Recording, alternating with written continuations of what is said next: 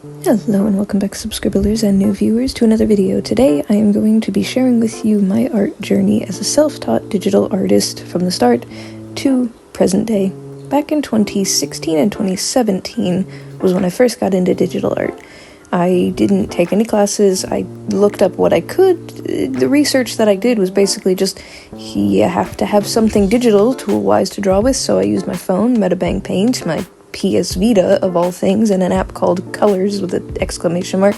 Shared my artwork on the various social media platforms, mostly Instagram, Amino for a while, DeviantArt, YouTube when I started it, all of that fun stuff. And the platforms that I'm still kicking around on the most are YouTube, DeviantArt, TikTok, all that good stuff. But how did I go from what I used to draw, which some of these pictures are very blurry because, unfortunately, PS Vita and old computer resolution was super tiny. And I also used to draw with my finger as a stylus, so there was absolutely no dimension to my characters, the line art, all of that good stuff. The colors, there was no layer modes to do most of my shading and highlighting, so it was just me darkening colors and trying to fidget around with it.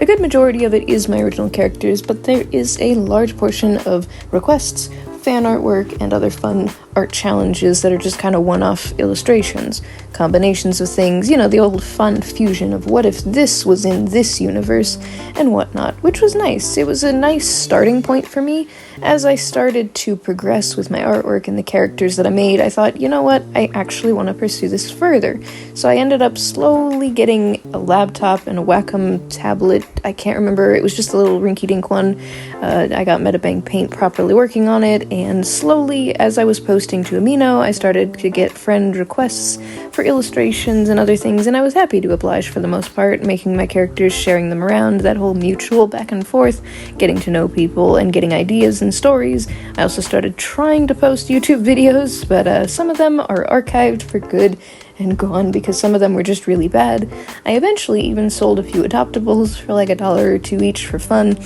I also worked on a few other projects here and there. There was a few requests by voice actors who had me do thumbnails, which might be gone by now or so ancient that they're hard to find. I also was working with my roommate at the time, who was my best friend back when I was in America for this portion of time, was just kind of sharing all these illustrations and almost in a weird, spitefully competitive way of just wanting to prove how good I could do some of these illustrations in a somewhat timely manner. I just kind of rushed on trying to figure out how to actually add texture, style, proportions, all of these things, showing that I could do stuff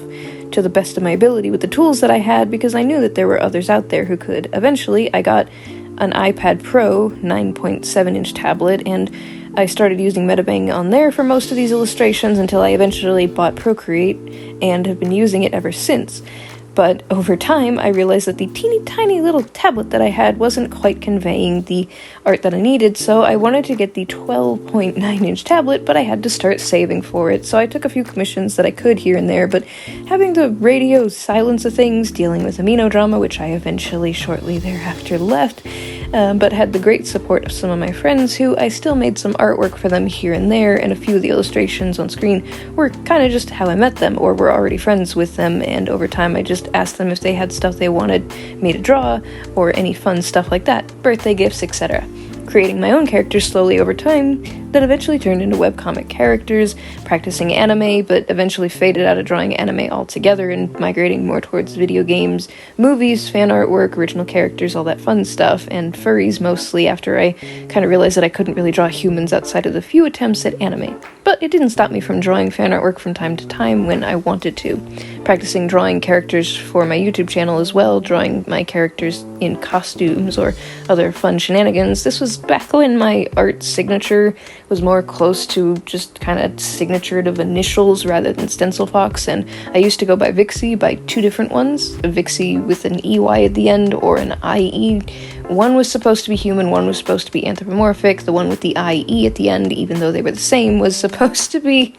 my mascot, but eventually turned into my main protagonist for my webtoons comic. And over time, I wanted to start doing prints and stuff. I eventually started throwing a few things up on Redbubble for support for my channel, and slowly over time tried to do collaborations here and there, making fan art for people and seeing if it would get featured. If not, I would move on. It wasn't something that I was trying to strive for. I wasn't really aiming to try to get my artwork into like a portfolio for others. I wanted to make my portfolio for myself.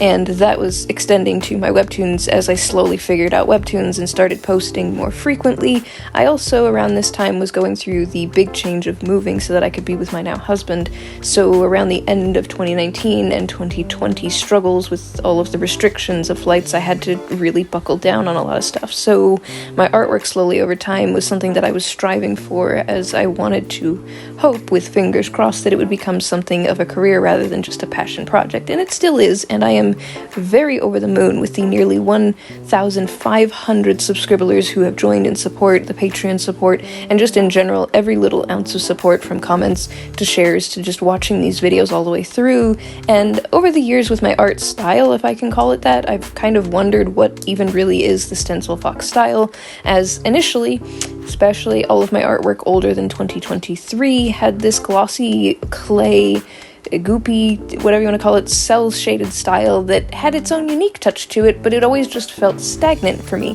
especially when I made fan art. Fan art from 2020 onward up until about a year ago was the bane of my existence when it came to style replication versus stylizing it in my own way. If I wanted to draw Pokemon, it was cool to learn how to do it. There are other artists out there who I follow who make really amazing replica artwork that looks like it's official, but then on the other end, there's mine, which looked really stiff and kind of just looked like people who were freshly learning how to draw by referencing the grid-by-grid method. Basically, what that meant was you were drawing almost exactly what you saw on screen. No changing the poses, no changing the proportions for stylistic purposes of anatomy and proportions to the artist's take. I also was getting a lot of confusing feedback when it came to the way that I drew and the way that I was shading and highlighting, so I just started doing dots and dashes, and that wasn't really great. I didn't really have a good blending kind of with Metabang over time, and as I slowly started to use Procreate, I also started to use less of the default brushes and more of the custom brushes, even paying for a set of them, but eventually just defaulting back to some of the default brushes for some reason. I had highs and lows when it came to trying to figure out things. These particular Pokemon illustrations are some of the worst that I had came up with, but some of the others that I drew in my cartoony anthropomorphic style somehow were the best, and that's just my opinion of it. It's just because for some reason the fan art to me, if it wasn't stylized and pushed enough, it wasn't going to get recognized, and that was a problem. I slowly weaned myself out of this as I started to create my own projects, characters, and fleshing out their personality and story more, as I realized that the style that I drew it in just kind of needed to be refined in various ways, starting to practice with backgrounds from time to time, actually figuring out the personal preferences of how I wanted people to perceive my artwork and characters, because you can do so much with such simple character designs. You can bump up the detail, you can do texture, all of that. And as I was learning, especially around 2021 and 2022, I had shared a lot of my stuff with YouTube videos and got feedback here and there, but also I ended up having a large chunk of what I consider a radio silence response, just a handful of really appreciative feedback of those telling me to keep up the great work and they could see the improvement, and then others where it was just nothing. So I felt a little bit discouraged when I was sharing it to every single platform out there. They told me through multiple different ways that I just hadn't reached my target audience, and I thought that's the case, but also for those that I did, it also felt like the algorithm was working against me, where a large portion of people would create roughly the same type of thing, and boom, instantaneous. But I'm working hard towards it, and I'm happy for the growth that I have received, because I also know some people who have overnight successfully reached like thousands to millions, and it can be an almost heart attack to try and manage all of that stuff with negatives and even with the positives with it. But I don't know how I'll handle it as the subscribers army and challenges ahead of me grow, but what I do know is that I will not stop drawing what I enjoy, and as I've been working more specifically this year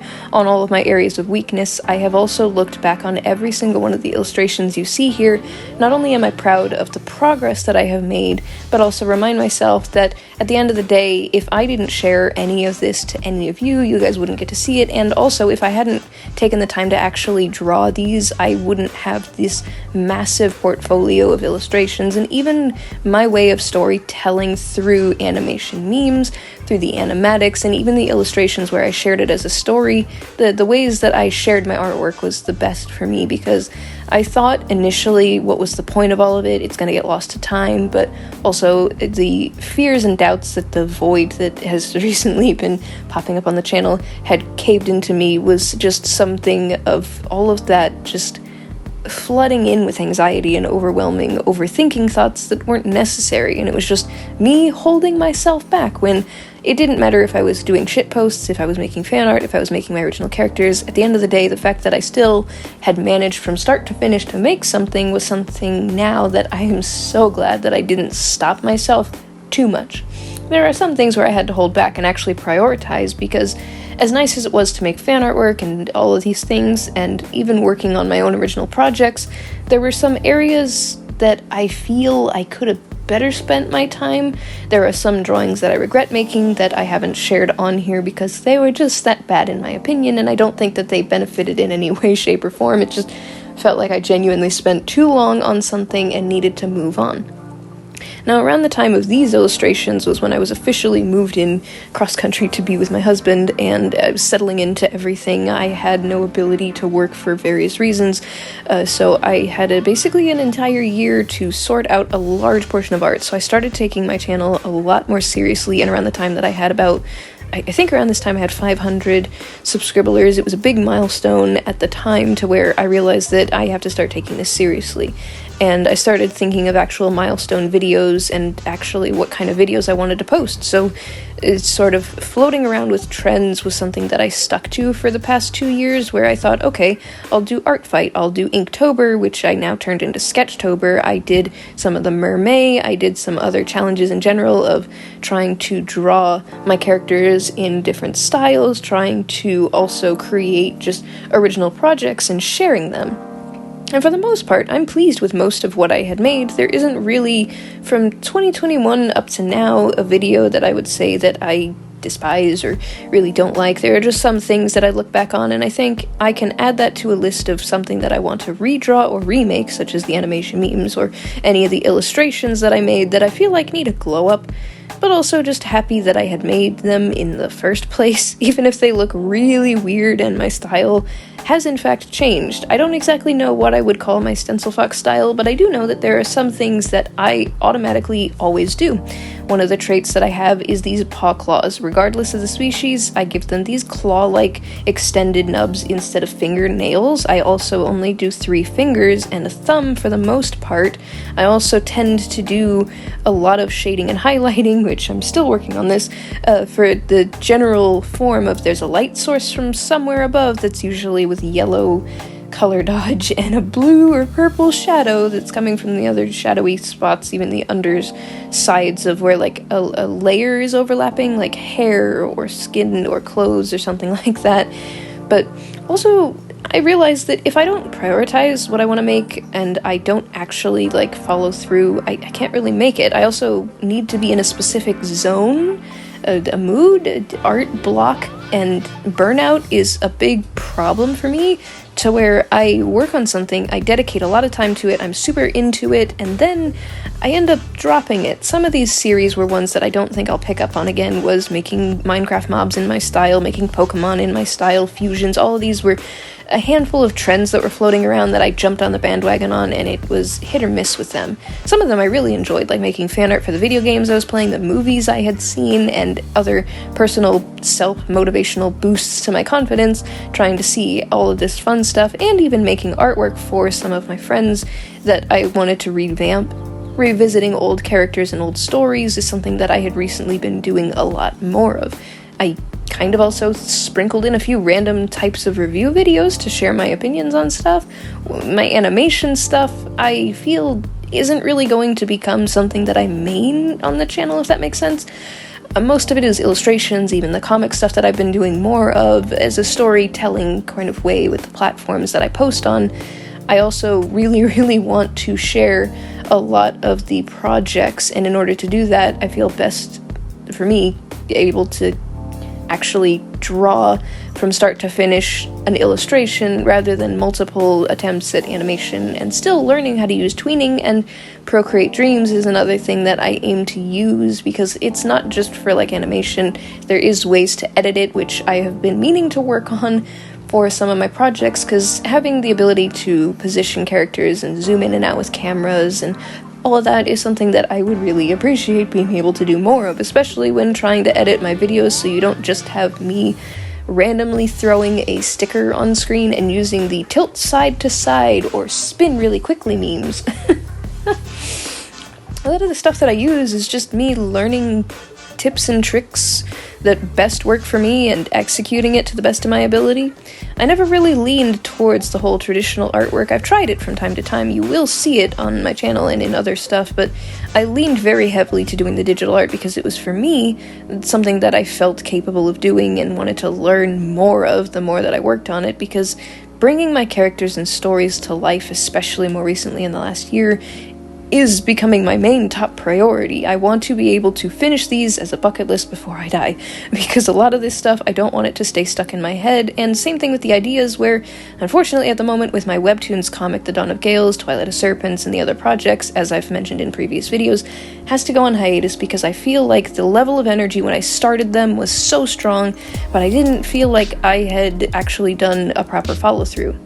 Now that I've gone through a lot of my old artwork, I realize that I am actually all caught up as of making this video, where I am currently working on a bunch of Undertale Alternate Universe stuff and also working on a fair few other to-do checklists of what video am I going to post on this particular Wednesday, what video am I going to post at the end of this month on Sunday, keeping tabs on that in journals while also multitasking my life, where I have myself, my husband, the dogs that we have, friends, family to keep in contact with, work, appointments. All of these things are factors that I forget that if I don't manage my time well, and that's also including self-care of making sure I eat, sleep, and all that, because if I tried to record this video super late at night at like 3 a.m. in the morning, it would sound very differently. Same thing with the editing, same thing with how much I would actually be able to get done in these videos. It's why at the moment my next video, the 2K21 animation meme with the biddies and other Undertale Alternate Universe big old fan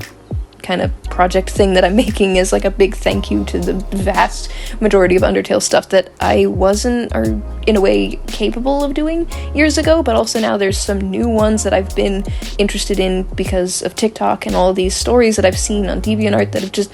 kind of either popped up on my radar or have slowly become more and more popular, and it's something that I wanted to dip my toes in but never really did, and these things I want to actually do while I had the opportunity to do so, because I realized as well,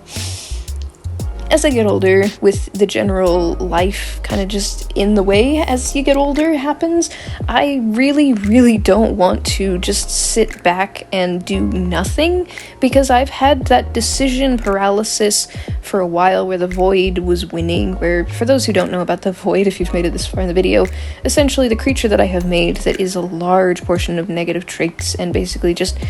this voice that basically says you can't do it, so why bother, and all of these other things that have slowly become something else. If you haven't seen it, there's a playlist of the Void for more context, but it is something a part of the channel for consistency alongside my avatar Stencil Fox, and what I aim to be a way to share more of my OC stories through Nexium and other stories such as, like I said, the ones that are on hiatus, The Dawn of Gales, and other one-off stories like when I made Luxus with voice-acted assistants, where they'll show up from time to time, but I want it to be more well-rounded and more organized for the channel, not just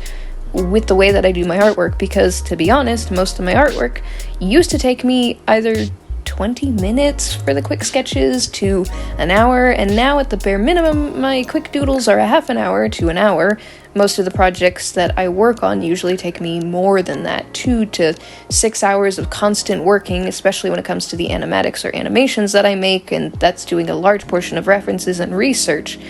A large portion of what I used to do when it came to referencing, if I can call it that, was just kind of looking to see what I liked and kind of fidgeting around with it. More so now, it's me kind of, the best example I can give is when people draw the same thing over and over and over again, to where they don't need to draw the sketches, they don't need to draw the skeleton, they could probably be blindfolded and draw the character because they've drawn it so many times. Look up most of the anime artists and you'll see what I mean, but generally speaking,